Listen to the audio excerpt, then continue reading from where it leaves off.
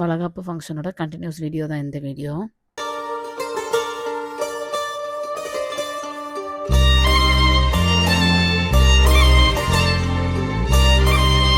இங்கே பால்த்தம்மா எனக்கு வளையல் போட்டு விட்டா, எங்கள் அம்மாவோட அம்மா.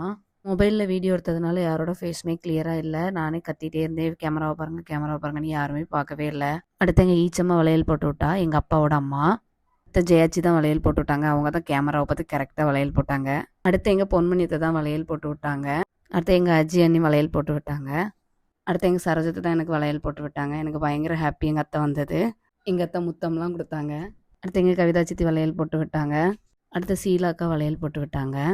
இதெல்லாம் ஒரு பக்கம் இருக்க, என் பையன் அச்சு முறுக்கு தின்னுட்டாமா, உனக்கு வேணுமான்னு கேட்டான். அடுத்து எங்கள் வசந்தி மாமன் வளையல் போட்டு விட்டாங்க.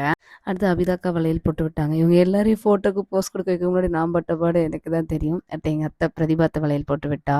அடுத்து எங்கள் ரேணுகா மம்மி வளையல் போட்டு விட்டாங்க. அடுத்து எங்கள் தாமரை சித்தி எனக்கு வெள்ளி வளையல் போட்டு விட்டா. அடுத்து ஜெயாச்சி வளையல் போட்டு விட்டாங்க. அடுத்து அனிதாம்மா வளையல் போட்டு விட்டா. லதா மாமியும் வளர் மாமியும் வளையல் போட்டு விட்டாங்க.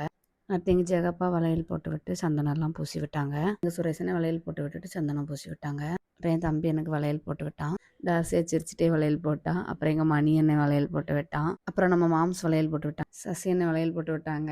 அடுத்து எங்கள் ரிசி அண்ணன் வளையல் போட்டு விட்டான். ஏதோ அவனை பொண்ணு பார்க்க வந்த மாதிரி ஒரே வெக்கம். எங்கள் அப்பா சந்தனம்லாம் பூசி விட்டுட்டு வளையல் போட்டு விட்டாங்க. அடுத்து எங்கள் அம்மா சந்தனம் பூசி வளையல்லாம் போட்டு விட்டாங்க. கவின் வளையல் போட்டு விட்டான். அப்புறம் சிவானி வளையல் போட்டு விட்டா. அப்புறம் எங்கள் மாமி வளையல் போட்டு விட்டாங்க.